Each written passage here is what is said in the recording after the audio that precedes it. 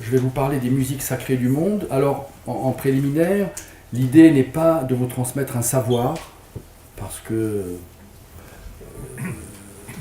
la manière dont j'appréhende les musiques sacrées du monde est le fruit d'un parcours de 25-30 ans. Et je pense que ce cheminement est nécessaire pour toute chose d'ailleurs, pour appréhender la musique et bien d'autres choses. Et donc, ne prenez pas de notes, surtout quand je vais parler, parce que j'ai un livre qui est à votre disposition qui parle. Non, mais c'est vrai que quand on prend des notes, on s'imagine qu'on comprend. En réalité, on prend juste des notes et puis c'est pas le plus important. Comme disait saint Thomas d'Aquin, sapientia quasi sapida scientia. Le savoir est une science savoureuse. Donc, pour savourer, il vaut mieux écouter qu'écrire. Enfin, en tous les cas, dans un premier temps. Surtout lorsqu'il s'agit de musique. Alors, je vais vous faire un panorama un peu rapide des musiques sacrées du monde, avec cette idée sous-jacente de vous donner l'envie de vous en approcher, l'envie de pénétrer ce domaine, qui est un domaine extrêmement riche, qui n'est bien sûr pas qu'un domaine musical, ni musicologique, qui est un domaine qui touche à l'histoire, aux arts, à l'anthropologie, à la philosophie, à la politique. C'est un peu ce qui a présidé l'écriture de mon livre, c'est-à-dire c'est de donner à voir à travers les musiques quelque chose qui est le vecteur, le point de rencontre, le point de focalisation d'un certain nombre de vécus et de cultures. Alors, pour ce qui est des musiques sacrées du monde, c'est quelque chose qui a l'air d'aller de soi. On parle maintenant des musiques sacrées du monde, mais la notion n'est pas évidente. C'est une notion qui a une histoire, c'est une notion qui est née, on va dire, plutôt au milieu du XXe siècle, dans le tournant des années 60. Bien sûr, il a toujours existé dans l'histoire du monde des musiques sacrées ou des musiques religieuses. On verra si on a le temps à la fin de mon exposé, si on peut parler du rapport entre le religieux et le sacré, parce que très souvent, il existait des festivals de musique religieuse en Occident et en France, et elles se circonscrivaient le plus souvent au répertoire classique européen, que l'on qualifiait de chants d'église ou de musique d'église, qui étaient des musiques qui étaient dans le droit fil des compositions que les compositeurs du Moyen-Âge et de la Renaissance et de la période baroque ont créées pour l'église. Mais évidemment, le sacré est quelque chose de plus large, de plus vaste que les religions elles-mêmes, puisqu'il est né avant que les religions naissent, puisque les religions, quand bien même elles prétendent se situer à l'origine de l'humanité, ne viennent que sur les traces de formes qui leur sont préliminaires, bien entendu. On verra ce qu'il en est à travers ce que les traditions animistes nous transmettent maintenant, si on peut supposer que ces traditions animistes sont antérieures aux religions, aux grandes religions. Donc les musiques sacrées du monde sont apparues d'abord à travers l'émergence des musiques du monde. Et ces musiques du monde, encore une fois, qui étaient un concept nouveau au seuil des années 60, sont apparues par la grâce, on peut dire, d'un monsieur qui est un grand indologue, musicologue, Alain Danielou, qui est un écrivain, compositeur, musicien, qui avait beaucoup étudié la musique indienne et qui avait publié dans la collection des musiques traditionnelles de l'UNESCO tout un catalogue de disques 33 tours à travers lesquels les mélomanes occidentaux ont découvert la grande musique arabe, Mounir Bachir, ont découvert Ravi Shankar, ont découvert la beauté des musiques africaines, la beauté des musiques de Bali, etc. Et donc est apparu là un nouveau champ musical qu'on a appelé les musiques traditionnelles du monde. Ces musiques traditionnelles du monde étaient des musiques qui concernaient plutôt le secteur extra-européen de la planète, comme si d'ailleurs bizarrement l'Europe ne faisait pas partie du monde du coup, parce que si on dit musique du monde et qu'on élimine l'Europe des musiques du monde, ou alors c'est un ethnocentrisme exacerbé qui fait que l'Europe ne se considère pas du monde puisque ça paraît tellement évident qu'on ne le dit plus, ou alors c'est une manière aussi de reléguer les musiques extra-européennes à la périphérie finalement du monde. Alors les musiques étaient des musiques plutôt extra-européennes et de manière très intéressante, dans les années 70, on a assisté à l'émergence des musiques folk, des musiques folkloriques. L'Europe s'intéressait à ses propres traditions folkloriques, populaires, qui avaient été un petit peu mises sous le boisseau dans les décennies précédentes, et ainsi on a découvert de manière globale les musiques traditionnelles du monde. Alors ce qui est intéressant, c'est que c'est un mouvement qui s'est développé, qui a permis d'ailleurs à la planète entière de se découvrir comme un village musical d'une certaine façon. Ça, c'était les bienfaits de la globalisation. Et d'ailleurs, cette idée de globalisation est née pour la première fois à travers les musiques du monde. Parce que dans les années 60-70, on ne parlait pas de globalisation. Or, les musiques du monde sont les musiques du monde globalisé.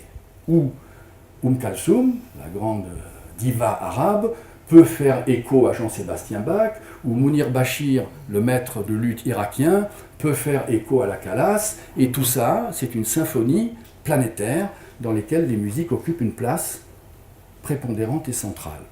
Alors, de manière très intéressante, à partir des années 80, et on va voir pourquoi, et ça touche vraiment notre propos, les musiques du monde ont vu apparaître l'émergence aussi d'un intérêt pour les musiques sacrées du monde. C'est-à-dire que on s'est rendu compte que ces musiques traditionnelles du monde, dans la mesure où elles étaient traditionnelles, donc dans la mesure où elles émanaient de sociétés traditionnelles, sociétés dans lesquelles la religion et le sacré avaient une importance qui était très forte, à la différence de l'Europe qui s'était largement laïcisée, largement sécularisée, on a découvert donc que ces musiques traditionnelles avaient un lien avec des traditions religieuses et des traditions sacrées. Donc, on s'est intéressé, évidemment, de ce fait, aux traditions musicales qui représentaient ces traditions sacrées.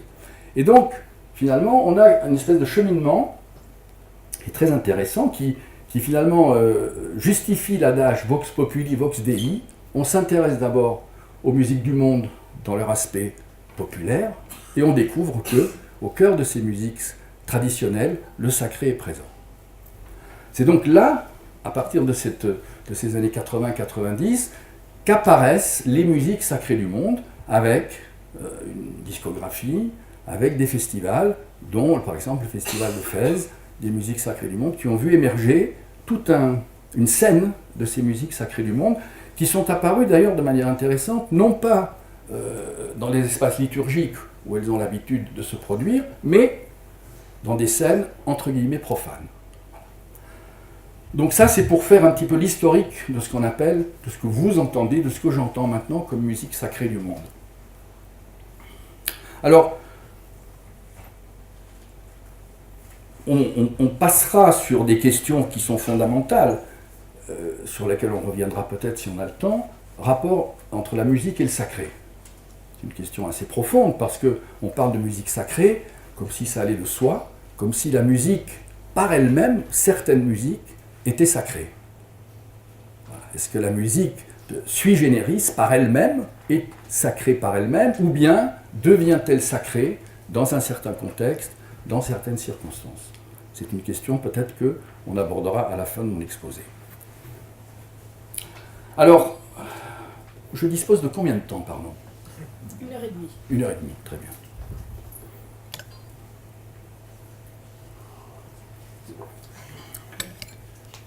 Donc, musique sacrée du monde, évidemment, depuis l'origine de l'humanité, musique et sacré, musique et tradition rituelle, musique et rituel marchent ensemble d'une certaine façon. Les raisons sont complexes. Si on considère, pour reprendre mon point de vue premier, qu'aux origines de l'humanité, on a des traditions animistes, c'est-à-dire que nos ancêtres considèrent le monde comme un espace habité, vivant, où des entités, des énergies circulent et interpellent, on a une manière de répondre à ces entités, à ces énergies, à ces déités, avec des pratiques rituelles dans lesquelles, apparemment, chant, musique, il faut comprendre ce terme, pas de la manière dont on l'entend au sens de belle musique, mais dans lesquelles des mélopées, des instruments qui ne sont pas nécessairement des instruments de musique, mais qui peuvent être des objets divers, des hochets, des sonnailles, des grelots, interviennent pour établir des communications avec ce monde des entités et des esprits. Donc évidemment on n'a pas de trace de ça. on peut simplement augurer de l'existence de ces pratiques à travers ce qu'il en reste dans les traditions animistes qu'on peut retrouver en Amérique latine, aux Caraïbes, dans les pays africains, chez les chamans de Sibérie, chez les Indiens d'Amérique du Nord, etc. etc.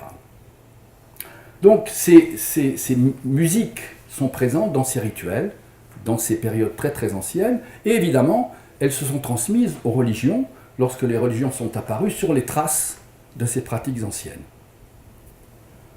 Alors pour ce qui est, il y a 5 grands chants, si vous voulez, religieux. Je reviendrai à la fin sur ces traditions animistes, dans ce qu'elles subsistent dans les divers espaces du monde, mais pour ce qui est des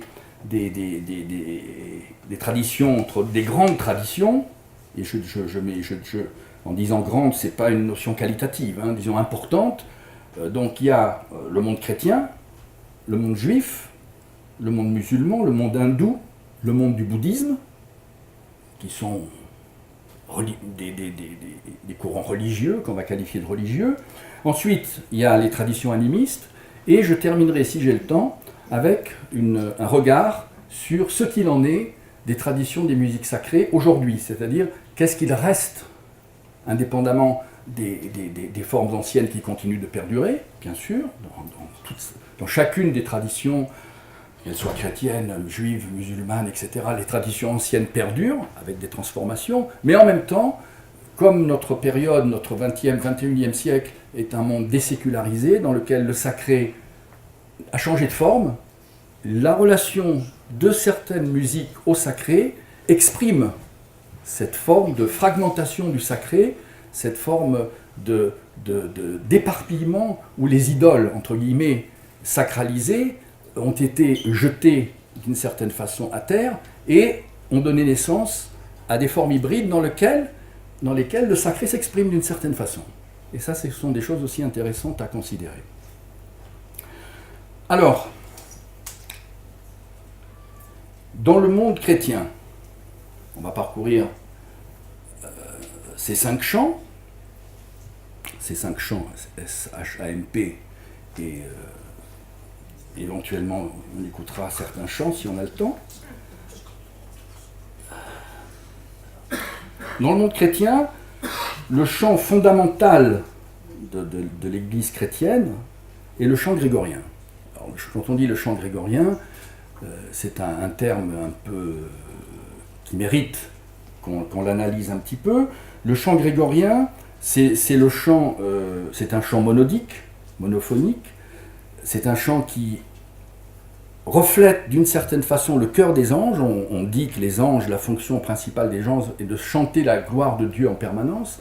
Et monodique, pourquoi ? Parce que le cœur des hommes unifiés chante la gloire de Dieu. Donc le chant grégorien est ce cœur des hommes unifiés qui, tels les anges, chantent la gloire de Dieu avec des tonalités particulières, avec une musique, un chant modal, parce que le chant modal exprime un ethos, un sentiment particulier, monophonique justement pour cette unanimité priante qui doit être le cœur, si vous voulez, du rapport à la divinité, et aussi avec alors douceur, charité, amour, et aussi ce qu'on appelle une voix plane. On appelle le chant grégorien, le véritable nom du chant grégorien est le plein chant, P-L-A-I-N, parce que c'est un chant uniforme qui ne doit pas présenter d'aspérité, l'aspérité étant le propre de l'ego, alors que l'âme pacifiée est une âme plane.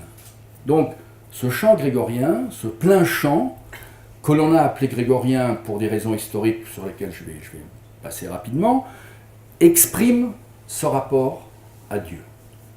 Grégorien parce que, en réalité, c'est en 754 que le pape Étienne II fit un voyage en France, et parce que Rome avait beaucoup de difficultés à l'époque, et donc il voulait sceller une alliance politique avec Pépin le Bref, donc il est venu avec toute sa cour pontificale, et bien entendu, il a assisté à des messes dans lesquelles les prêtres, les fidèles chantaient le chant gallican, le chant propre donc au royaume franc de l'époque. Et il a été frappé par la médiocrité de ces chants comparée à la beauté des chants vieux romains puisque c'est la nature du chant qui était chanté à Rome, qui était chanté donc dans l'enceinte pontificale. Et il a demandé donc à Pépin le Bref et à Cros-de-Gang, évêque de Metz, de faire chanter ce chant vieux romain à tous les fidèles de l'Église de France. Alors, à l'époque, ce chant ne s'appelait pas grégorien, mais c'est 2 siècles plus tard, au IXe siècle, qu'un hagiographe qui s'appelait Jean le Diacre a écrit une vie de Grégoire le Grand, parce que Grégoire le Grand vivait 1 siècle et demi avant, au VIe siècle, et il a été un grand réformateur de l'Église, et Jean le Diacre, pour bien faire, lui a attribué la création du chant dit grégorien. En réalité, Grégoire le Grand est mort avant la naissance de ce chant gallican vieux romain, qui est la fusion du gallican et du vieux romain, qui a donc présidé au chant religieux donc dans le royaume de France. Alors, ce chant est resté prépondérant jusque vers le XIe siècle, et puis progressivement, il s'est complexifié, il s'est entre guillemets sophistiqué, je ne sais pas si le verbe est utilisable, il est devenu de plus en plus esthétique d'une certaine façon, et il a donné naissance progressivement à la polyphonie. On a là, si vous voulez, quelque chose qu'on va retrouver dans beaucoup de traditions, ce rapport à une fidélité au texte, parce que le chant grégorien chante les psaumes, il chante des hymnes. Donc ce sont des textes. Et une des raisons pour lesquelles le chant grégorien, le plein chant, est un chant qui ne présente pas ni de polyphonie, ni de beauté mélodique excessive, c'est qu'il doit être fidèle au texte. Le texte est le tabernacle du sacré. D'une certaine façon, la musique et le chant sont au service du texte. Donc, plus on colle au texte, plus on rend le texte intelligible, plus la louange à Dieu est reçue. Et donc, le plein chant est le chant qui présente cet équilibre parfait entre, d'une part, une position d'humilité et une position esthétique minimale, qui fait que le texte divin est compris par tous et reçu dans l'intégralité de son essence. Alors, évidemment, cette position d'humilité est progressivement fragilisée parce que, d'une part, la messe, progressivement, qui était au début, au 4e, 5e, 6e siècle, quelque chose d'assez désordonné, s'organise, et bien entendu, les chantres qui avaient la charge d'organiser ces chants étaient des êtres humains, et progressivement ont eu envie d'embellir, de magnifier, peut-être avec de très bonnes raisons, pour que la glorification de Dieu soit encore plus belle, mais en même temps, ils étaient pris dans dans la pince à la fois du risque de sortir de la simplicité et de l'humilité primaire.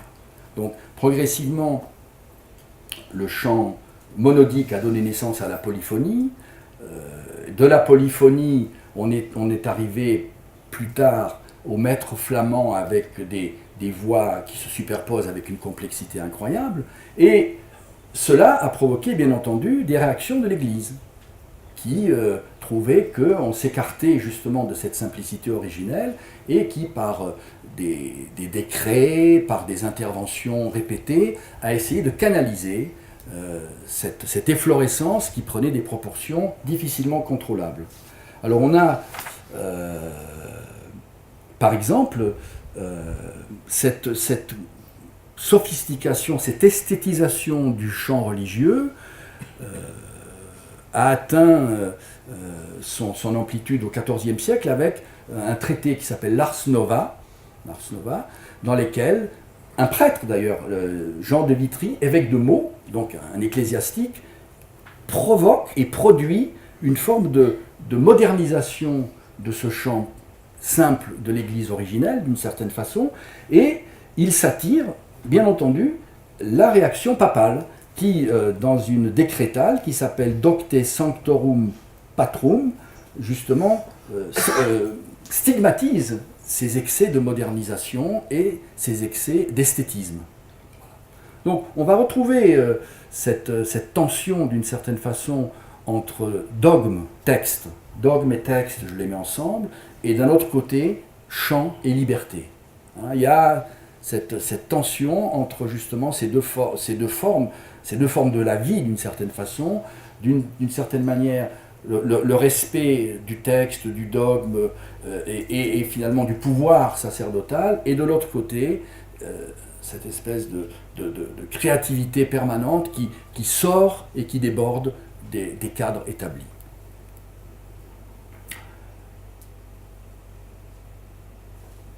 Ceci dit, il faut rappeler malgré tout que bien que toute cette efflorescence soit à l'œuvre, on est quand même dans toutes ces périodes, et jusqu'au XVIIIe siècle, on est dans une période où le religieux est extrêmement présent, extrêmement puissant. Je ne sais pas si vous le savez, mais par exemple, la gamme de Do, Ré, Mi, Fa, Sol, La, Si, Do, est quelque chose qui est repris d'un texte latin, qui est une louange à Saint Jean-Baptiste. Je vous le donne parce que c'est intéressant de le savoir, parce que finalement, on est au XXIe siècle devenus des musiciens esthètes, et on est totalement déconnecté du chant sacré originel. Mais lorsque un musicien compose et utilise Do, Ré, Mi, Fa, Sol, La, Si, Do, voilà ce qu'il dit sans le savoir. Je vous le donne en latin. Ut quant laxis, ut c'est le Do, Ré sonare fibris, je vous le traduirai après, Mira gestorum, famuli tuorum, solve polluti, labi reatum, sancte Ioannes, afin que tes serviteurs libérés puissent chanter les merveilles de tes actions, ôte le péché de leurs lèvres souillées, Saint Jean. Vous voyez à quel point le sacré pénètre la grammaire, la syntaxe musicale elle-même.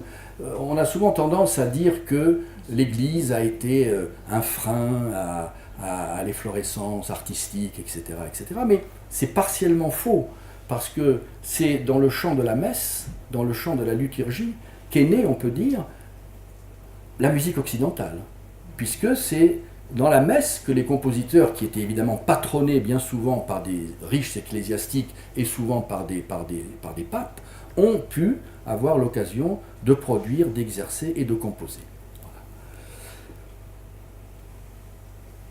Alors, je vais pas couvrir tout le champ du monde chrétien parce que ça prendrait trop de temps, mais globalement, pour se résumer, avant de passer à un petit moment d'écoute musicale, on dira que dans la tradition chrétienne, il y a 3 espaces dans lesquels le chant et la musique sacrée se sont développés. L'un est le chant de la messe, qui a permis justement l'exercice de la composition et l'exercice de la magnification de la gloire de Dieu à travers la musique, à travers évidemment des séquences historiques particulières, avec des retraits, des avancées.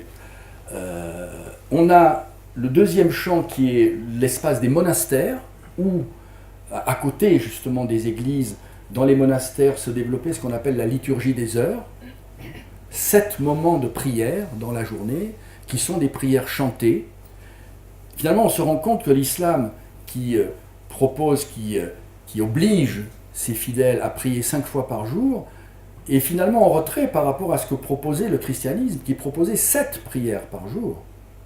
Et ces 7 prières étaient l'occasion dans les monastères, est encore l'occasion dans les monastères, mais c'était valable aussi pour les chrétiens, pas que pour les moines. C'est-à-dire que le chrétien qui vivait en dehors de la structure ecclésiastique était aussi amené à prier cette fois s'il le souhaitait. Et donc, chacune de ces 7 prières, matine, laude, tierce, sexte, nonne, vêpres, complis, était l'occasion de chant. Et donc là, s'est développée toute une très très belle tradition de psaumes, majoritairement des psaumes, les psaumes du roi David, les 150 psaumes, qui sont repris de la tradition hébraïque et qui ont été donc intégrés dans la tradition chrétienne. Ces psaumes sont chantés et ont été l'objet de compositions magnifiques qui sont toutes en plein chant. Alors ce qui est intéressant avec le plein chant et le chant dit grégorien, c'est que les compositeurs sont anonymes.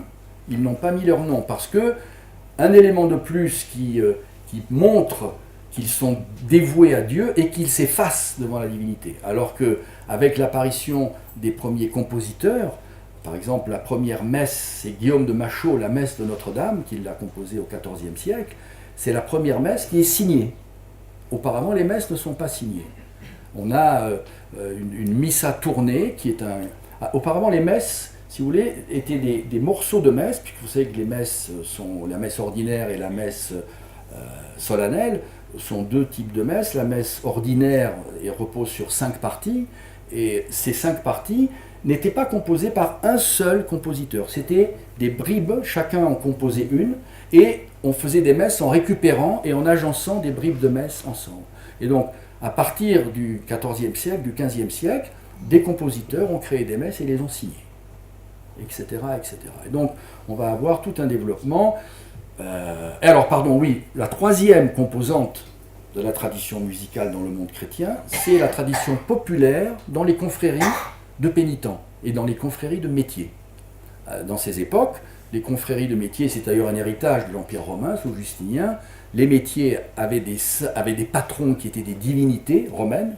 Chaque métier, chaque corporation avait une divinité qui présidait à ses activités. Lorsque le christianisme est arrivé, il s'est mis sur les pas de ces confréries de métiers et sont apparues des confréries de métiers, de pénitents, qui avaient des saints patrons et qui ont développé des chants qui sont encore vivants aujourd'hui, mais qui sont de tradition populaire. On peut les voir en Corse, on peut les voir en Sardaigne, on peut les voir en Ligurie, on peut les voir en Dalmatie, en Espagne.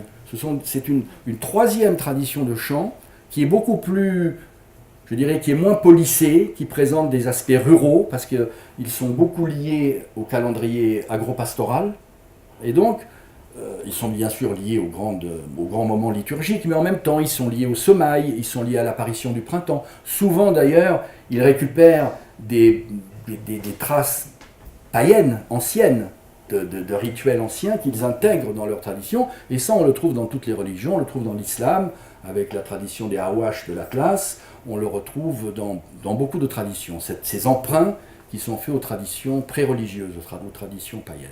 Donc, je vais en finir avec le monde chrétien, et on va passer un petit moment de détente méditative avec le chœur de l'abbaye de Solesmes. Solesmes est un des hauts lieux du chant, de la réhabilitation du chant grégorien, puisque ce chant est rentré un petit peu en déshérence avec l'essor de la musique baroque, de la musique classique et de la musique romantique.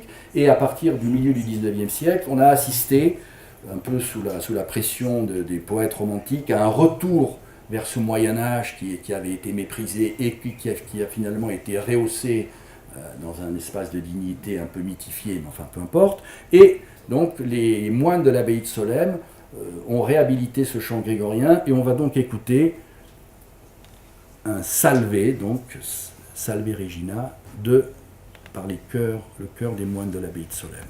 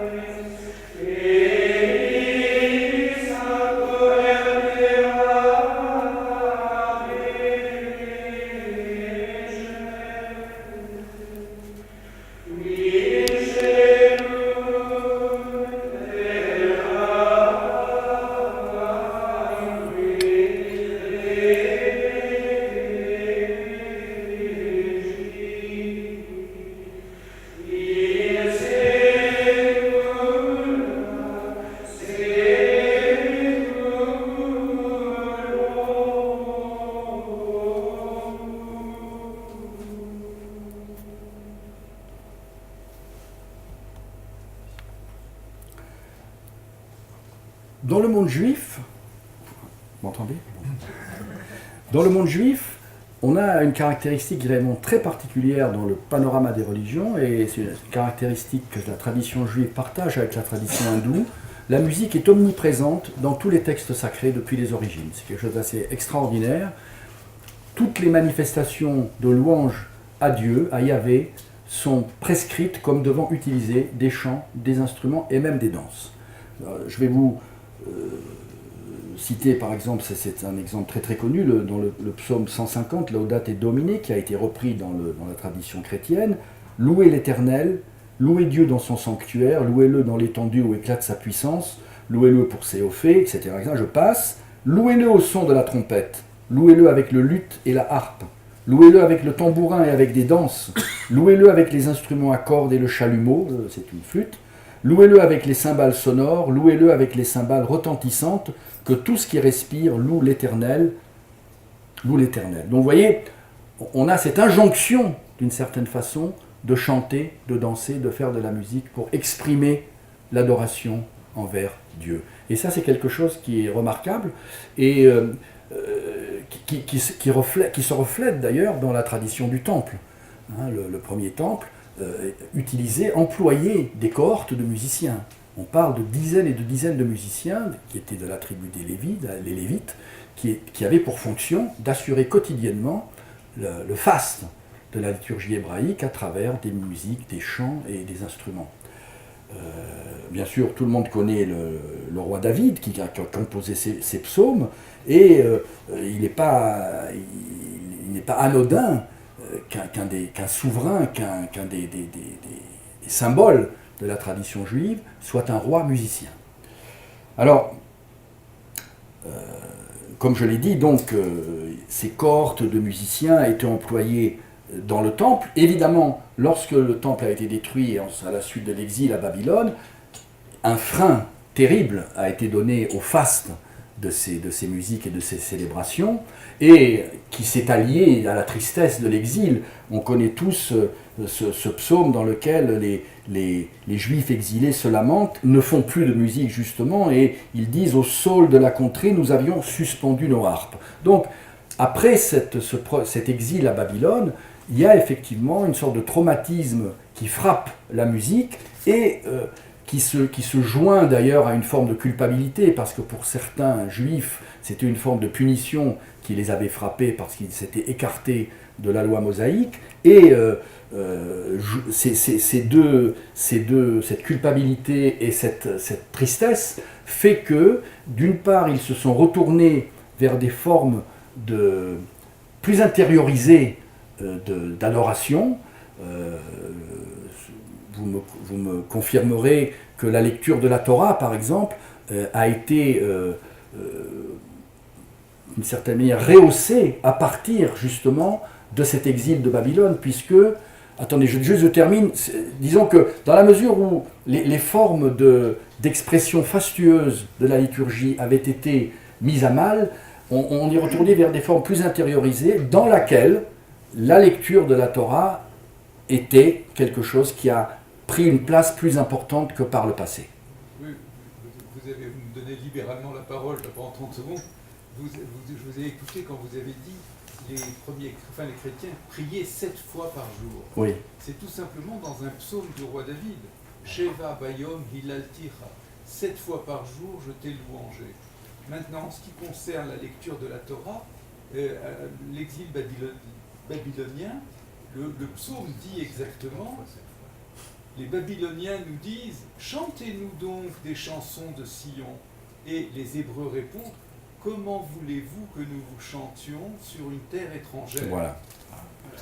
Donc, cette tradition musicale a été frappée d'une certaine façon par cet exil et par la dureté des temps qu'il traversait. Ce qui n'a pas empêché au retour, après la fin de l'exil, au retour donc dans la terre d'Israël, que les traditions reprennent, mais sous une forme, je dirais, moins fastueuse qu'auparavant, et on va avoir dans le cours du temps, particulièrement après la destruction du Second Temple en 70, l'apparition de la synagogue, c'est-à-dire que, évidemment, ne pouvant plus se retrouver dans des espaces aussi fastes, la communauté juive, celle qui restait et puis celle qui s'est éparpillée à partir de ce moment-là dans l'ensemble du pourtour méditerranéen et dans l'Europe, s'est retrouvée dans des lieux qui étaient beaucoup plus petits, qui s'appelait la synagogue, qui est un mot grec, synagoein, c'est-à-dire on se retrouve ensemble dans cet espace où va se développer une forme particulière,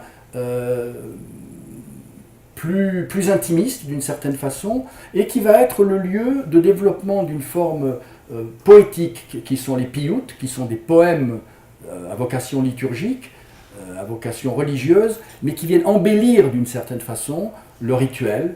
Et de là va naître toute une tradition musicale avec les peitan, qui sont les chantres poètes, qui vont développer une tradition musicale extrêmement riche, qui va connaître des colorations particulières selon les pays dans lesquels les communautés juives vont s'établir, particulièrement dans l'Espagne arabo-musulmane, dans le pourtour méditerranéen, va se développer au contact des musiciens du monde arabe une tradition qui est la tradition judéo-arabo-andalouse, qui va connaître des développements très très très importants. Donc elle va rencontrer là toute la tradition pour ce qui est du Proche-Orient de la musique arabe, la musique classique arabe, la tradition des makams, et dans l'Espagne arabo-musulmane, donc la tradition de la musique andalouse, et va se développer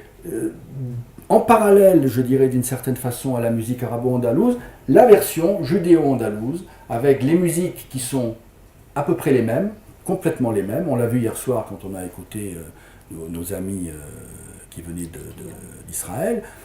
Cette musique arabo-andalouse, à peu de choses près, est la même, sauf que les textes, évidemment, sont des textes de la tradition juive.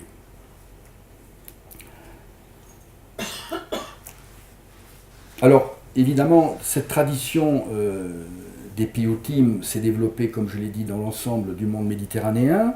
Un des traits intéressants des communautés juives, c'est qu'évidemment, n'ayant plus de terre traditionnelle, elle s'est adaptée aux cultures des terres d'accueil. Et on a, par exemple, un exemple vraiment très très intéressant avec la Turquie, qui est l'Empire ottoman, qui a accueilli de fortes communautés à la suite de l'expulsion des Juifs d'Espagne. Bien sûr, beaucoup de musiciens juifs éminents brillent au sein du panthéon de la musique ottomane, mais pour serrer de plus près ce qui nous concerne, c'est-à-dire la tradition des musiques sacrées, on a par exemple à Andrinople, à Edirne, toute une tradition de musiciens et de chanteurs juifs qui s'est inspirée de la tradition de la confrérie Mevlevi de Jalaluddin Rumi, qui était de Konya, et on a une tradition qui s'appelle les Maftirim, où des chantres juifs chantent sur le modèle, vraiment à s'y méprendre, de la tradition ottomane de la confrérie des derviches Mevlevi.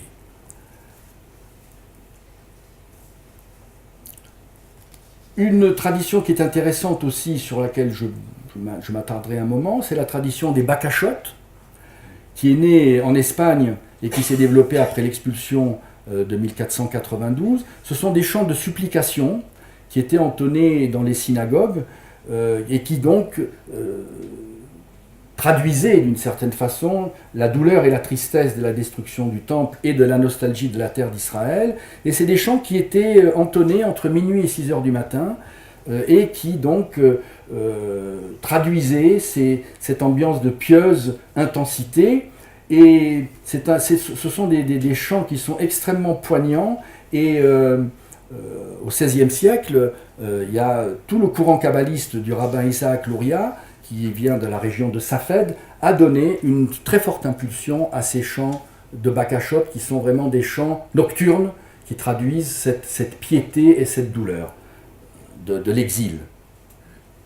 Une autre tradition intéressante est la tradition hassidique d'Europe centrale, qui reprend là, alors de manière extrêmement belle, cette présence de la musique et des chants comme vecteur de glorification divine. C'est un courant qui a été créé au XVIIIe siècle par un grand maître spirituel qui était Israël Ben Eliezer, que l'on connaît sous le nom du Baal Shem Tov, le maître du nom divin. Et pour le Hassid, le fervent disciple qui est en quête du divin, une importance très très importante est accordée au chant et à la danse. Il y a une parole du Hassid qui dit « Le silence vaut mieux que la parole, mais le chant vaut mieux que le silence ». Vous voyez, pour dire à quel point le chant est glorifié comme vecteur de l'extase vers le divin. D'ailleurs, dans cette tradition hassidique, ils ont emprunté toute une forme de chant profane qu'ils interprètent à leur façon, y compris la Marseillaise, était intégrée comme étant un chant spirituel. Parce que, en réalité, comme le disent les maîtres spirituels, et je crois Martin Buber le dit, les voies qui mènent au divin sont multiples, et peu importe la manière dont on va vers Dieu, l'important c'est d'y aller, quel que soit le vecteur. Et dans la tradition du hassidisme, les chants, quels qu'ils soient, il y avait, je crois, un chant en l'honneur de Napoléon qui avait été même intégré dans le répertoire des hassides. D'une certaine manière, il transmute le chant, quel qu'il soit, en expression de la ferveur divine. Et même, il y a des chants qui n'ont plus de paroles, où le hassid chante des onomatopées qui traduisent son état intérieur. Donc c'est une forme extrêmement puissante qui existe encore aujourd'hui et qui se manifeste beaucoup. Les Lubavitch qui sont aux États-Unis sont les représentants de cette tradition et aussi au niveau de leur chant. Bien sûr, je n'ai pas tout dit, je n'ai pas parlé du Cantique des Cantiques, voilà, qui est aussi qui occupe une place importante à la fois dans l'histoire de cette tradition musicale religieuse et dans l'histoire aussi du rituel, puisque le Cantique des Cantiques fait partie de la liturgie du rituel juif régulier. Vous connaissez ces poèmes qui sont à la fois sensuels, bucoliques, qui traduisent l'amour à la fois divin et à la fois charnel dans un espèce d'entrecroisement particulier, et qui a été, ce Cantique des Cantiques, le lieu de recherche musicale, parce qu'évidemment, on ne sait malheureusement plus comment étaient chantés ces chants, mais des musicologues se sont attelés à la tâche et ont essayé de retrouver la manière dont ces chants étaient chantés. Alors, on va écouter donc un chant des Juifs de Constantine, Ilan Zerbib, chanté donc sur le mode du Mahalouf tunisien. Le Mahalouf, c'est l'équivalent de la musique arabo-andalouse, mais dans la version orientale, je dirais, du Maghreb. On verra tout à l'heure avec le monde musulman. Et on écoute donc ce chant Shir Hamalot le David. Shir Hamalot le David.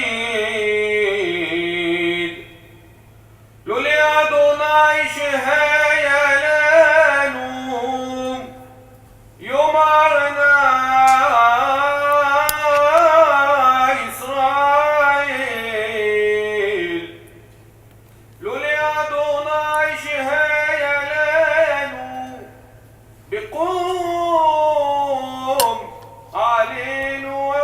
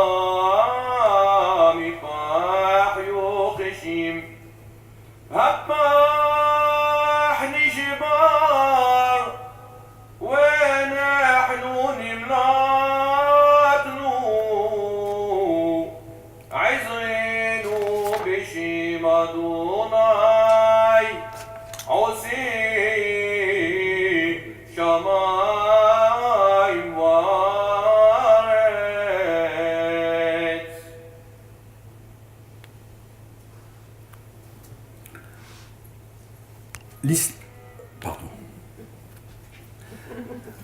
Pour ce qui est donc du monde musulman, il n'y a pas dans le Coran de référence à la musique. Donc, la position par rapport à la musique qui est prise par l'ensemble des juristes musulmans, j'y reviendrai, qui est une position de méfiance, voire de réprobation, n'est pas fondée sur le Coran, qui est quand même la référence majeure de l'orthodoxie islamique.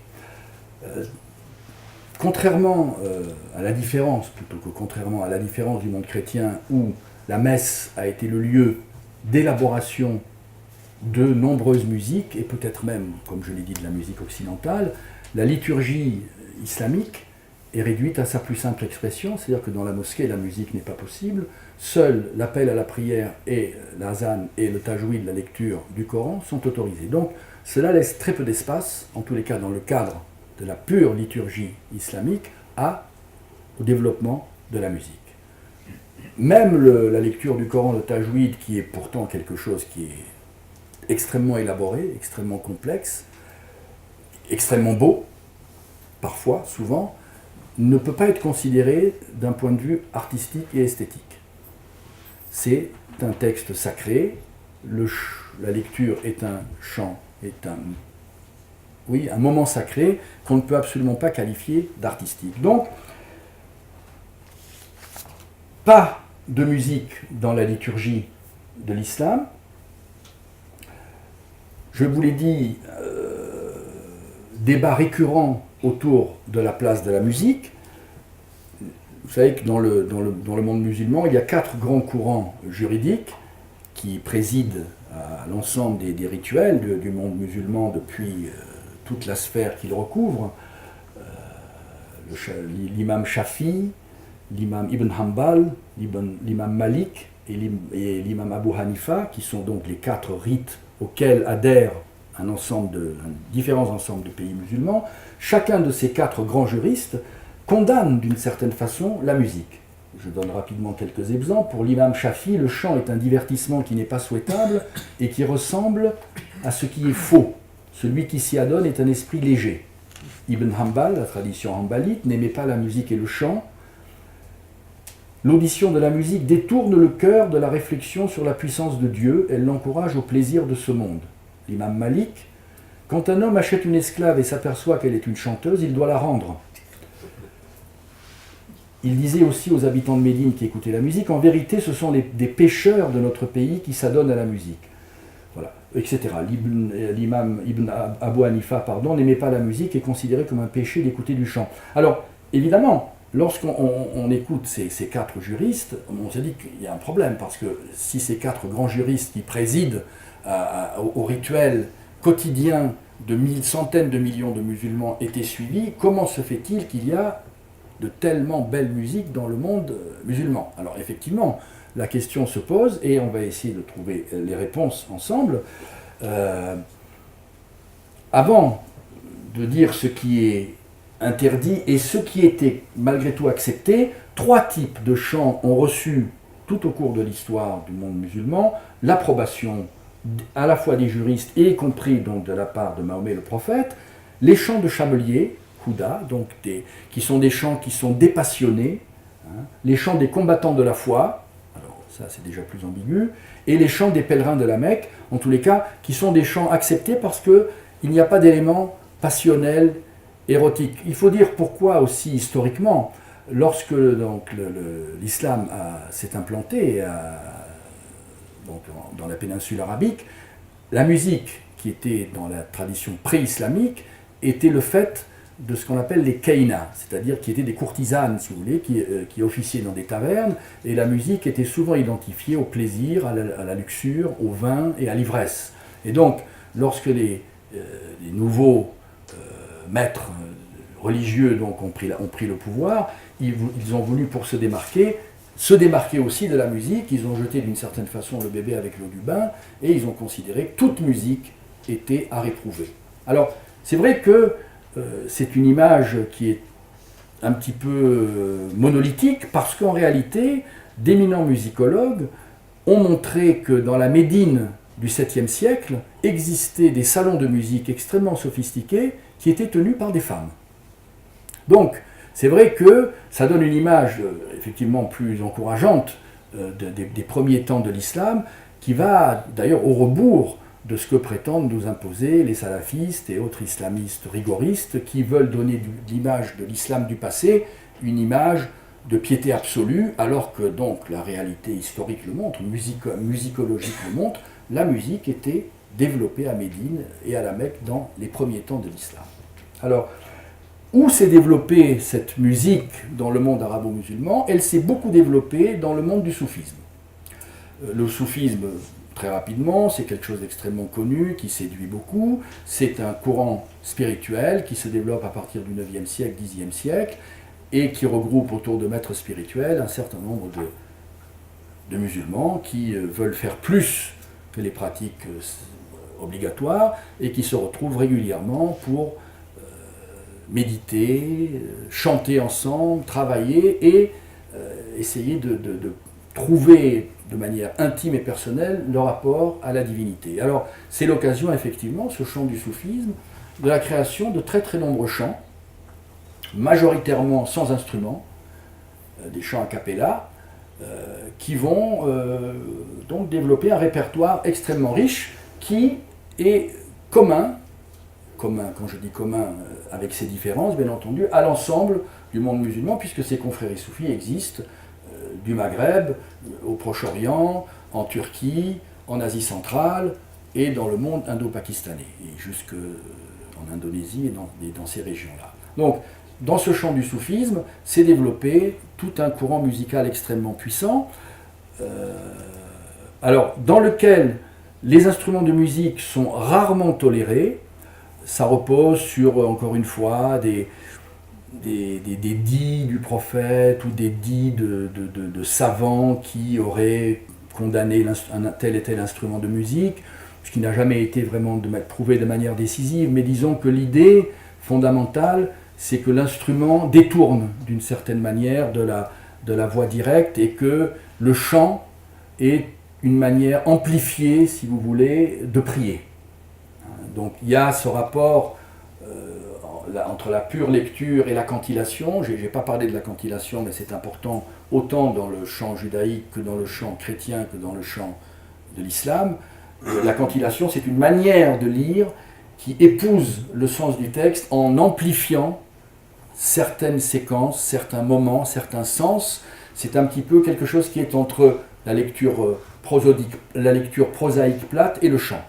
C'est quelque chose qui est déjà un embryon de psalmodie et qui donne au texte une espèce de puissance hypnotique qui fait qu'il est écouté et qu'il pénètre de manière beaucoup plus profonde le cœur de l'auditeur. Donc cette cantillation s'inscrit à la racine de ces chants, puisque les réunions des confréries soufis s'organisent selon des modalités différentes, selon les traditions et les confréries, mais globalement elles suivent toutes le même modèle, c'est-à-dire que les fidèles se réunissent autour du maître spirituel, il y a des lectures du Coran, et à partir de ces lectures du Coran sont entonnés des chants, et avec ces chants se produisent certains états particuliers, et ensuite on termine avec de nouveau la lecture du Coran et la clôture de la séance qui s'appelle le sama, c'est-à-dire l'écoute, l'audition spirituelle. Dans cette tradition soufie, l'écoute est plus importante, et la chose la plus importante. Voilà. Le sama, ça vient de asma, écouter, l'audition spirituelle. Je trouve d'ailleurs que c'est quelque chose qui a un rapport avec la soumission d'une certaine façon, parce que celui qui écoute d'une certaine façon est dans une attitude relative de passivité, pour ne pas dire de soumission, et ça, c'est une position qui est conforme d'une certaine manière à la position qu'on a par rapport à la divinité, où on est d'abord soumis à la divinité avant de l'adorer. Cet état de soumission passive, d'humilité d'une certaine façon, qu'on retrouve aussi dans le chant grégorien, se retrouve dans la pratique de ces chants. Sauf que, évidemment, à la différence de la tradition chrétienne, ces chants de tradition soufie sont extrêmement puissants, extrêmement rythmés. Si les instruments ne sont pas utilisé dans la plupart du temps, sauf une ou deux exceptions dont je vais vous parler. Les instruments de percussion, eux, sont très présents. Les daf, les bendir sont présents. Ils sont présents pour deux raisons. C'est que, si vous voulez, et ça me permet de revenir sur la tradition d'une confrérie soufie particulière que vous devez connaître sûrement, qui est la confrérie des derviches tourneurs Mevlevi, qui a été donc créée au XIIIe siècle, XIIIe, XIVe siècle, sur les traces des enseignements de Jalaluddin Rumi. Dans cette confrérie, et ça permet de comprendre le pourquoi de l'utilisation des tambours, deux instruments sont particulièrement importants. Le premier, c'est la flûte de roseau, le ney, qui est un instrument qui a 7 trous, comme le corps humain. Et le ney, d'une certaine façon, symbolise l'être humain lorsqu'il est traversé par le souffle divin. Le ney, avec ses 7 trous, symbolise l'être humain lorsqu'il est traversé par le souffle divin. Il y a un très très beau poème de Jalaluddin Rumi qui s'appelle « La plainte de la flûte », où justement il exprime à travers le son de la flûte la complainte de l'âme. Cette flûte, ney, exprime la liberté, d'une certaine façon, la mélodie, la liberté, et le tambour, le grand tambour d'Af, exprime lui le temps, et à travers le temps exprime le caractère inexorable du destin qui nous amène vers le terme final, vers le terme de la mort. Et donc, le temps qui est d'une certaine façon, je ne sais plus qui a dit ça, mais je crois qu'un mystique musulman a dit que c'était la forme de Dieu qui était la plus facilement appréhendable. Ce temps est personnifié par le tambour. Donc, le tambour est extrêmement utilisé dans l'ensemble des chants de ces confréries soufis. Alors, on peut effectivement rapidement faire citer quelques confréries importantes. Au Maroc, la confrérie des Aïssawa, fondée par Sidi Mohamed Ben Aïssa de Meknès au XVe siècle, les Hamed Shah, fondée par Sidi Ali Ben Hamdouche au XVIIIe, la confrérie Harakia, qui est très intéressante, c'est une confrérie fondée par Sidi Mohamed Al-Harak au XIXe siècle. Ils utilisent la musique arabo-andalouse pour leurs réunions spirituelles. Alors, ça me permet de faire un petit écart vers la place de la musique savante dans la tradition, non pas liturgique, mais dans la tradition qui touche au sacré dans le monde musulman.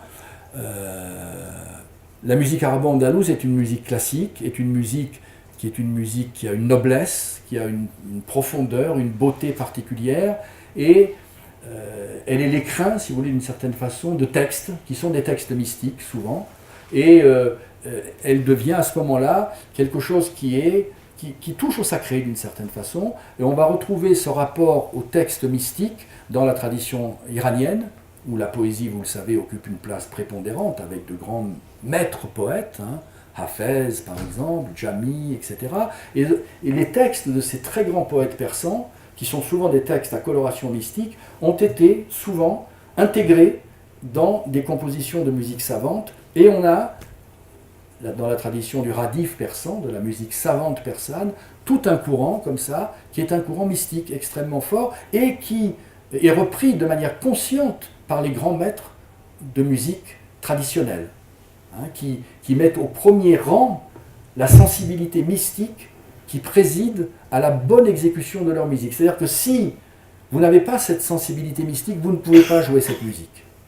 Et ça, c'est quelque chose d'extrêmement intéressant, que l'on va retrouver aussi en Asie centrale, avec la tradition du Shash Makam, dans la tradition d'Ouzbékistan, Kirghizistan, où d'ailleurs on retrouve le makam, qui est la manière dont les Arabes qualifient le mode musical. Et ce qui est intéressant, c'est qu'on retrouve ce mot makam dans l'état spirituel. Le makam, c'est, dans la progression spirituelle du disciple, c'est le stade auquel il se trouve. Et donc on voit que le mode musical, makam, est le même terme qui est utilisé pour la progression dans le cheminement spirituel. Donc on voit qu'il y a des ponts très intéressants qui font qu'il y a une innervation, si vous voulez, d'une certaine façon, par la mystique et le monde spirituel, des musiques savantes dans le monde arabo-musulman. Et on va voir des exemples extraordinaires et très très beaux dans le monde indo-pakistanais, avec la tradition des chants qawwali, du Pakistan, dont vous avez peut-être entendu parler. Le soufisme est rentré dans le monde indo-pakistanais au 11e, 12e siècle, à travers, d'abord après les invasions de Mahmoud de Ghazni, qui était un envahisseur sanguinaire, mais sur ces traces sont venus la confrérie de Moïnuddin Chishti, qui s'est installée à Ajmer, qui était un maître soufi qui venait du nord de l'Afghanistan, et dans cette tradition-là, la musique et le chant ont une place très très très importante.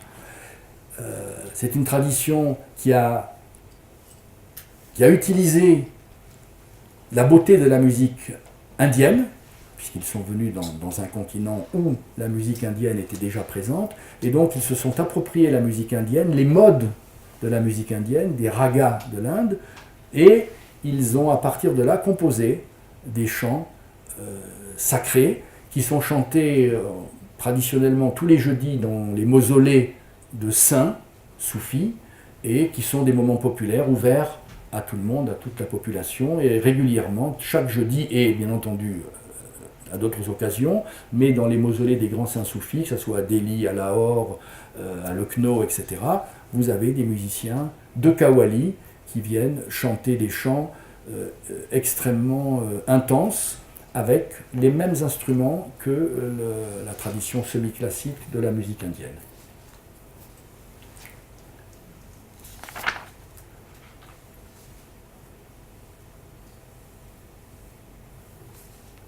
On va écouter un petit peu de ces chants Qawwali du Pakistan, qui sont donc des chants qui sont très souvent en l'honneur de Ali, donc le cousin et le gendre du prophète de l'islam, qui est donc glorifié à travers ces chants.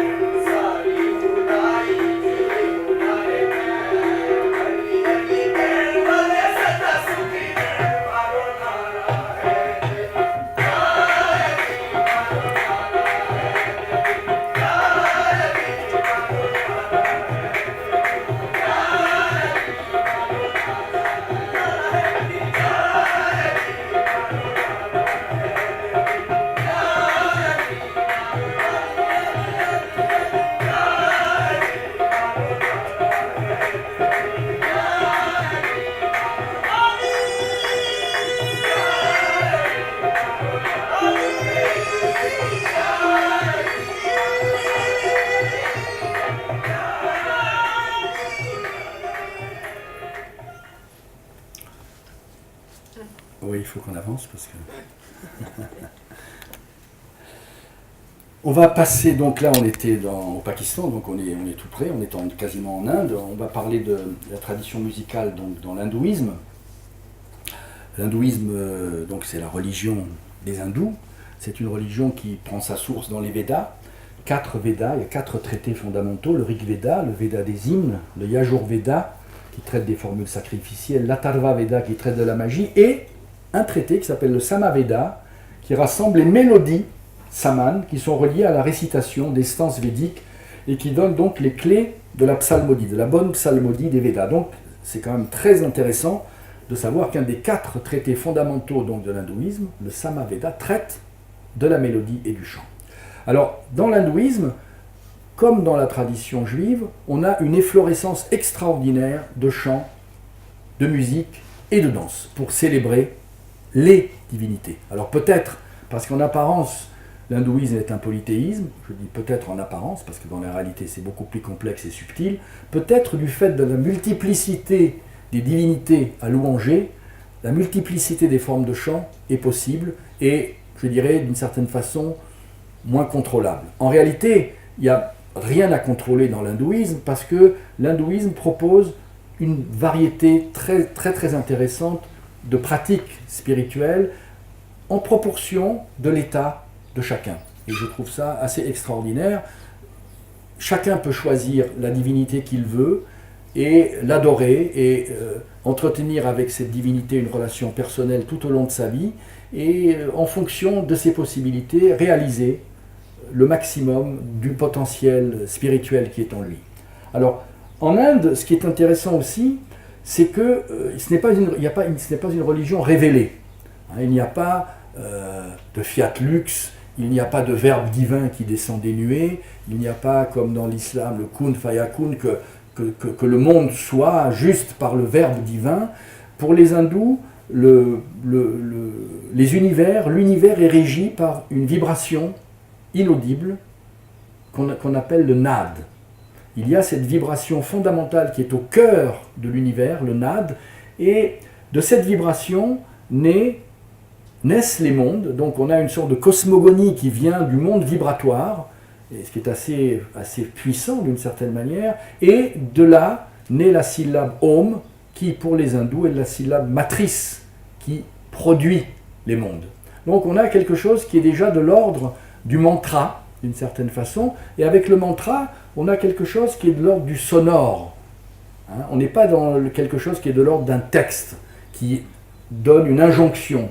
On a une vibration, et de cette vibration, le nad, naît la syllabe Om, et les mondes naissent à partir de ces divers états vibratoires. On va retrouver, comme un petit peu dans la tradition juive, une présence de la musique dans l'ensemble des textes sacrés et dans l'ensemble des pratiques de diverses divinités. Je cite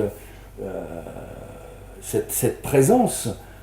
Prajapati, le dieu créateur des brahmanes, fait entendre 17 tambours. Sa colonne vertébrale est formée de rythmes.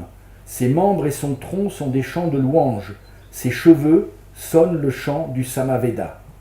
Shiva, le dieu Shiva, est le seigneur de la danse, celui qui a donné la danse aux humains. Vous connaissez peut-être cette statue fameuse de Shiva entourée de flammes, qui est le Shiva Nataraja, le Shiva roi de la danse, qui donne la danse aux humains. Les Gandharvas sont des musiciens célestes. Sarasvati, la déesse des arts et de la connaissance, est une joueuse représentée en joueuse de sitar. Krishna, bien sûr, qui est un avatar du dieu Vishnu, est un joueur de flûte. Alors, bien entendu, toute la présence de la musique et des instruments avec toutes ces divinités montre la pertinence de la musique dans tout le panthéon hindou, et c'est repris aussi par des traités très intéressants qui accordent au théâtre dans sa fonction globale. En Inde, lorsqu'on parle de théâtre, on inclut la danse, la poésie, la musique, le chant, on inclut tout ça. Et un texte fondamental qui s'appelle le Natya Shastra, qui est paru au 1er siècle de notre ère, indique que Brahma, alors bien sûr c'est un texte un petit peu mythologique, mais la pertinence du propos est la suivante.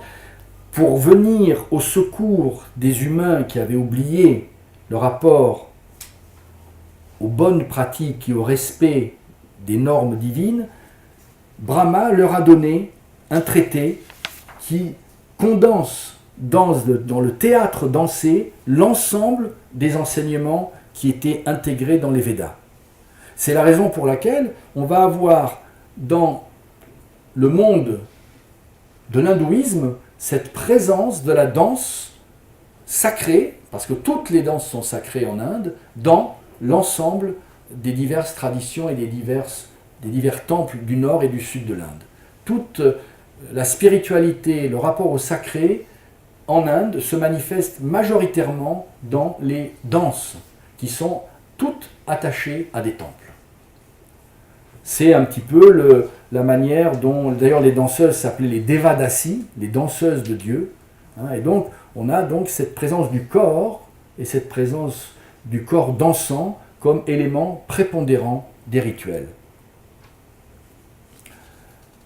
Alors, je passerai rapidement sur l'ensemble des danses, parce que c'est vrai que toutes les danses commencent par une prière, une offrande. Vous avez peut-être vu dans des spectacles de danse indienne auxquels vous avez pu assister, que la danseuse a toujours un espace avec une divinité, avec des offrandes, et elle vient donc rendre hommage à la divinité avant de danser, et l'ensemble des épisodes qu'elle danse est souvent est constitué de reprises de textes sacrés, de reprises des grandes épopées dans lesquelles les divinités sont décrites dans leurs combats divers pour sauver l'humanité, pour se sauver elle-même, etc., etc.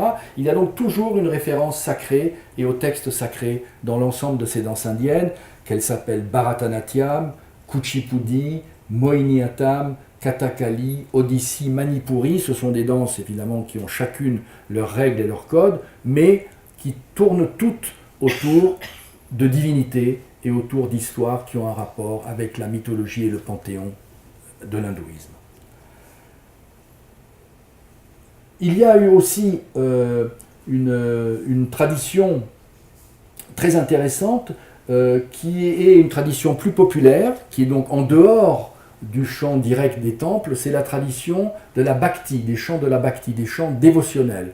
Il y a dans l'hindouisme 3 voies de réalisation qu'on appelle, vous savez que le terme de yoga veut dire en réalité liaison, c'est un peu l'équivalent de religion dans le monde occidental. Yoga veut dire uni, yog, ça veut dire joindre, qu'on retrouve dans le terme joug, le joug. Donc c'est unir, et donc le jnana yoga est le yoga de la connaissance, où la réalisation spirituelle se fait par le chemin de la connaissance ultime. Le karma yoga, c'est le yoga des actes, où par l'acte, par les actes de notre vie, on atteint un degré de réalisation. Et le bhakti yoga, le yoga de la dévotion, le yoga de l'amour, est la forme la plus populaire et la plus répandue, je dirais, parce que le jnana yoga est réservé, je dirais, aux érudits d'une certaine façon. Le karma yoga est réservé à ceux qui ont les moyens de réaliser dans la vie, dans leur vie, des actes qui soient suffisamment puissants pour atteindre à cet état de réalisation, alors que la bhakti est quelque chose qui a un rapport plus direct avec des formes de piété simple.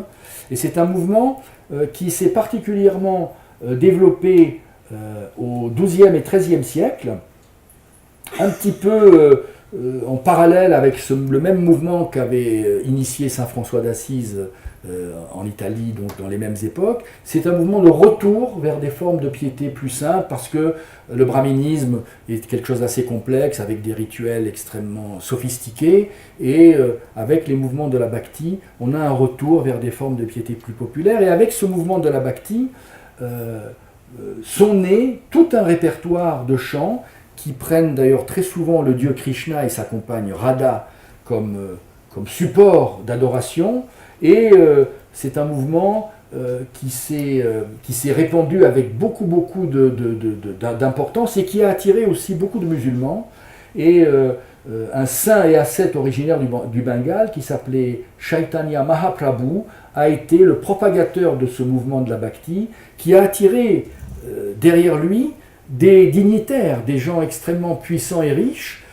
L'une des plus connues est la princesse Mirabai, qui était une princesse rajpoute du Rajasthan, qui vécut autour du XVIe siècle et qui a abandonné tous les fastes de sa vie pour se retirer, qui s'est retirée à Vrindavan, qui est la ville de Krishna, dans le centre-sud de l'Inde, et où elle écrivit là des centaines de chants et de poèmes en l'honneur donc du dieu Krishna. Ce sont des chants et des poèmes qui sont encore chantés de nos jours.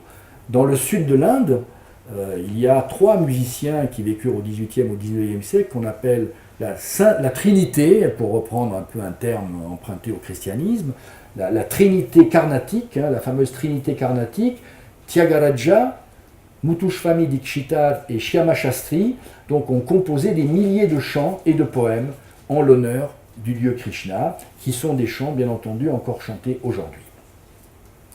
Un style aussi de chant très intéressant, qui est à la jonction du chant classique et du chant religieux, c'est le chant Drupad.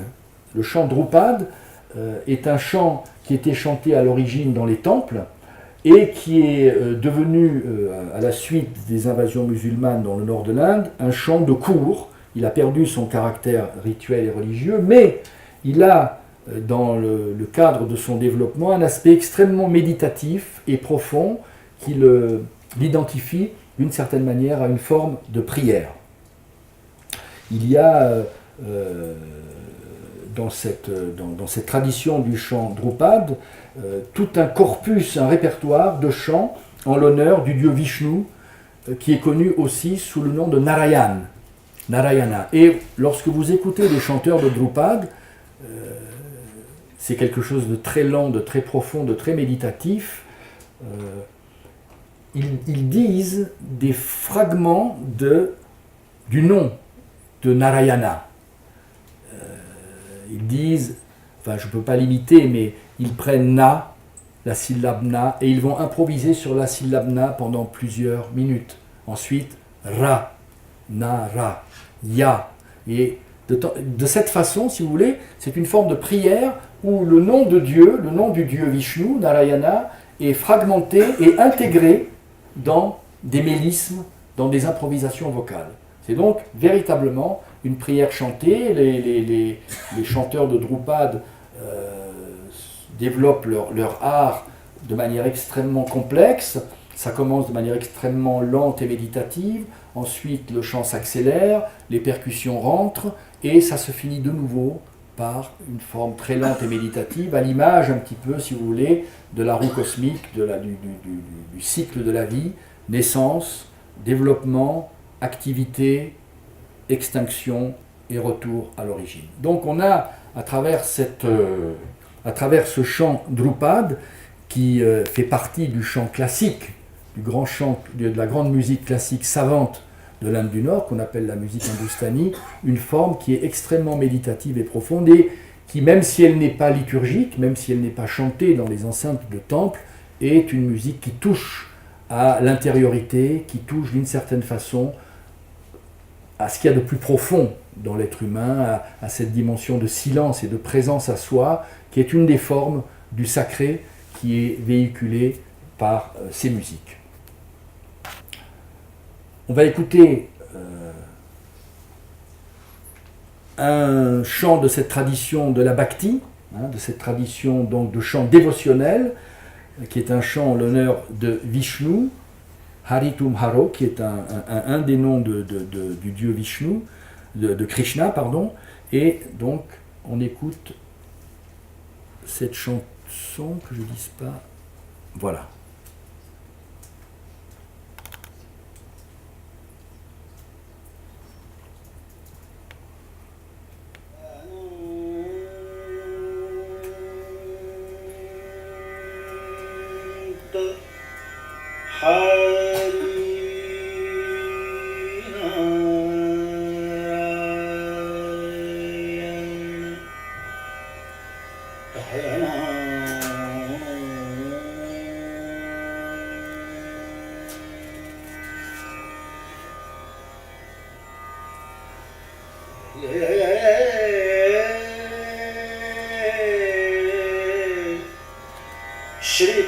Kamala Uja Mandala Shrita Kamala Uja Mandala Dhruta Kundala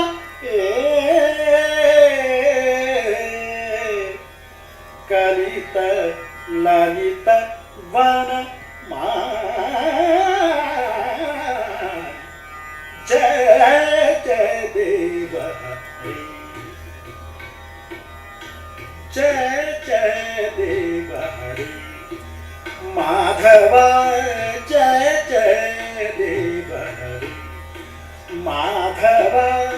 श्रितकमला कुचमण्डल धृतकुण्डल कलित ललित वनमाल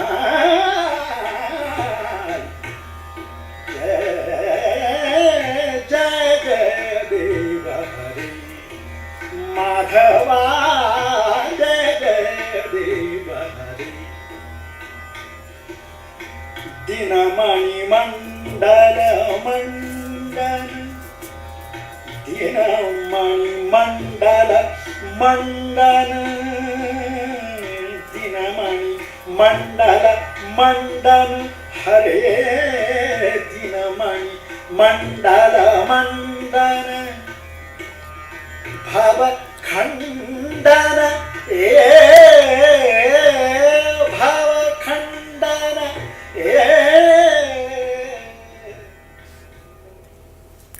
Désolé. Hein. Alors là, j'ai le choix. Soit je continue avec les traditions du bouddhisme, soit je m'arrête et on parle. Dans le bouddhisme. Oui. C'est la majorité qui décide. Pas d'entendre. Non, parce que c'est vrai que je vois qu'il est 7 heures, parce que j'aurais aimé aussi qu'on puisse parler de la place des musiques sacrées dans le dialogue entre les cultures, puisque c'est malgré tout, on est dans un contexte rencontre Orient-Occident, et donc plutôt que de... Bien entendu, c'est intéressant de connaître les diverses formes de musique sacrée, il y en a beaucoup, on est obligé d'aller rapidement, mais c'est vrai aussi que c'est intéressant de voir en quoi ces musiques sacrées peuvent être vecteurs du dialogue entre les cultures, parce que dans le passé, ces musiques sacrées n'avaient pas de lien entre elles. Elles ne se connaissaient pas. De la même façon que les religions n'avaient pas de lien entre elles, sauf quand on était envahi, et évidemment, de ce fait, on était bien obligé de composer avec les envahisseurs. Mais les bouddhistes ne se préoccupaient pas de rentrer en relation avec les hindous, les musulmans ne se préoccupaient pas de rentrer en relation avec les chrétiens, ou les juifs, etc. C'était vraiment des réponses à des situations imposées. Mais jamais il y avait cette idée d'aller vers l'autre pour essayer de vivre dans une espèce d'harmonie idéale.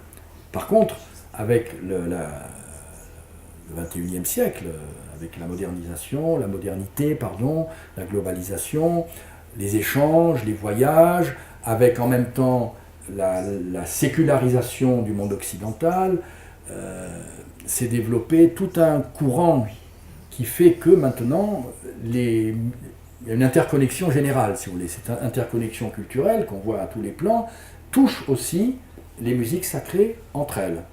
Et donc je suis en train de passer subtilement à la fin du propos, mais ça me semble intéressant parce que franchement, si vous voulez découvrir les musiques du bouddhisme, encore une fois, vous pouvez les écouter facilement, mais je pense que c'est intéressant de finir sur cette dimension de dialogue parce que, et j'ai des exemples pour ça, et les festivals de musique sacrée qui ont fleuri depuis les 20 dernières années ont été les lieux d'expérimentation de ces rencontres aussi, ça c'est vraiment intéressant, parce que justement, ce désir d'aller à la rencontre de l'autre, qui n'est pas un désir universel, hein, encore une fois, il faut remettre les choses à leur place. Le désir de rencontrer l'autre, c'est Vatican II qui l'a installé. Ça ne vient pas ni des bouddhistes, ni des musulmans, ni des juifs, ça vient des chrétiens qui, à un moment particulier, pour des raisons plus ou moins pures, parce que la pureté n'est pas de ce monde, ont souhaité aller à la rencontre des autres traditions. Et donc, malgré tout, ça a eu un effet intéressant, puisqu'on a vu paraître, d'abord c'était pour s'intéresser aux traditions autochtones.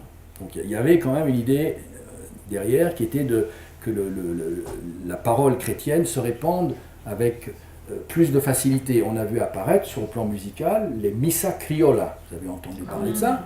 Missa criolla, c'est vraiment Vatican II, c'est-à-dire que on a à un moment l'expression locale des musiques latines, d'Amérique du Sud, qui se mettent au service de la messe. On a vu, par exemple, des messes en Afrique, Missa Luba. Voilà, moi j'ai failli inviter un ensemble de chanteurs africains qui chantaient une Missa Luba, une messe africaine. Le niveau était assez catastrophique, mais peu importe. il y avait cette idée de donner une expression locale, autochtone, en utilisant non seulement les langues vernaculaires, mais aussi les traditions musicales. Donc, c'est vrai que ça a donné des choses de cette nature, mais après aussi, les musiciens eux-mêmes, s'intéressant aux traditions diverses, culturelles, mais aussi religieuses, parce que ce sont des gens ouverts, ont souhaité se faire rencontrer à travers l'écrin musical des traditions religieuses. Donc on a dans notre 20e et 21e siècle une présence très particulière du sacré. Je reviens à ce que j'ai dit précédemment en préambule. Dans le monde occidental, le sacré s'est fragmenté. D'une certaine façon, la divinité, pour le dire vite, est tombée de son piédestal, c'est ce qu'on appelle la mort de Dieu, il ne veut pas dire grand-chose, mais enfin, malgré tout, en termes intellectuels, ça a quand même relativement du sens. L'idole est tombée de son piédestal, elle est tombée par terre, elle s'est fracturée en puzzle, en beaucoup de morceaux, et les créateurs se sont saisis de ces morceaux. On a des créateurs contemporains, des musiciens contemporains, qui utilisent des bribes de psaumes, et alors il faut vraiment tendre l'oreille pour voir où est le psaume, mais malgré tout, ils utilisent ce psaume comme matériau. Ça rentre dans un monde de dissonance, de fragmentation, de la musique électroacoustique, enfin tout ça est passé au tamis de la musique contemporaine, mais il y a une présence du sacré qui est présente dans ce type de composition musicale. Vous avez probablement entendu parler de Pierre Henry, compositeur contemporain, qui a utilisé le livre des morts tibétains pour des créations, des compositions musicales. Penderecki, le grand compositeur polonais, qui a utilisé justement des extraits des psaumes dans des œuvres qui sont très impressionnantes à écouter, c'est quelque chose qui remue profondément. On a des musiciens de jazz, je vous ferai écouter tout à l'heure, des musiciens qui utilisent effectivement des morceaux de prière, qui utilisent des bribes de choses, qui les assemblent et qui expriment à leur façon un rapport au sacré. Alors, c'est très intéressant, le philosophe Marcel Gauchet notait dans un de ses livres, je ne me rappelle plus lequel, il disait que jusqu'à nos époques récentes, l'indice d'un rapport au spirituel était beaucoup fondé sur la sûreté de la croyance. C'est-à-dire qu'on affirmait être croyant dans tel et tel domaine. Alors que maintenant, l'indice est plutôt sur la sincérité du questionnement. Vous voyez le renversement de perspective. La sensibilité moderne fait qu'on perçoit le sacré non plus comme quelque chose qu'on affirme avec certitude.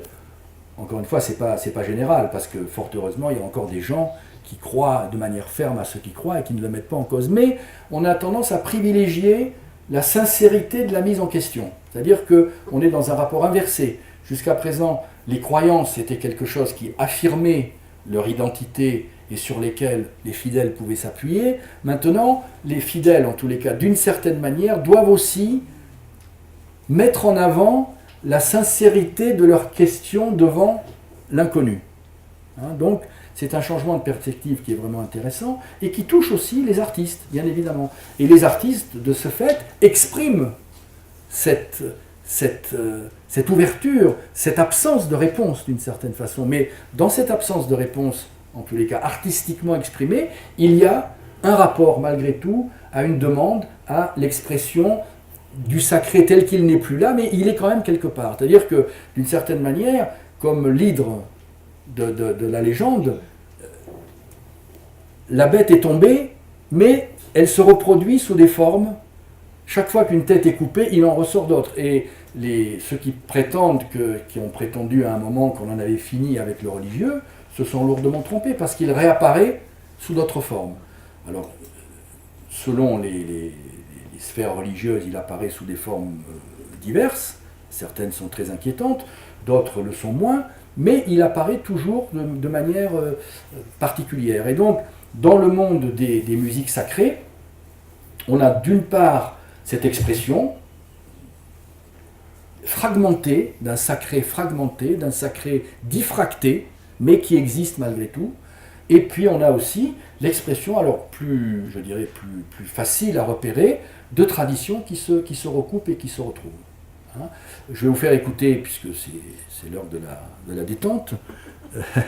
Par exemple, après les attentats des Tours Jumelles de 2001, deux chanteurs, alors c'est que tout sépare, un chanteur pakistanais qui habite Lahore, hein, Jawad Bashir, et un chanteur norvégien, Sondre Bratland, se sont retrouvés pour mettre ensemble des chants religieux norvégiens du XVIIe siècle, qui se chantaient dans les églises en bois du nord de la Norvège, et des chants soufis de Lahore. Et donc, ça c'est quelque chose qui était inimaginable jusqu'à nos époques récentes. Alors, je ne dirais pas rendons grâce aux attentats de 2001 pour avoir provoqué ça, mais c'est quand même le résultat de notre monde globalisé, où on peut mettre en rapport un chanteur musulman avec un chanteur norvégien, des musiciens de diverses traditions. Alors, soyons clairs, j'ai présidé à Fès à de nombreuses rencontres de cette nature,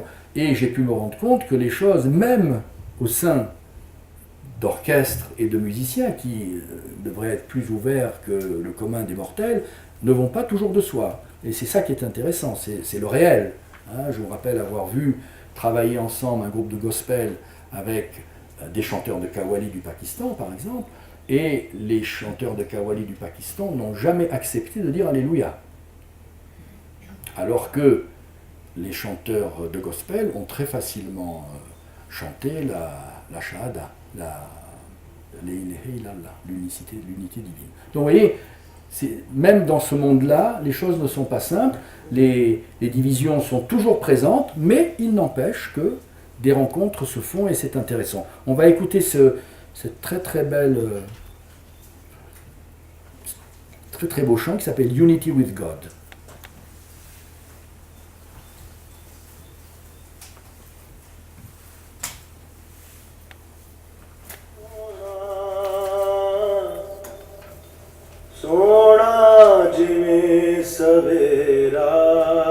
Ça c'est le pakistanais.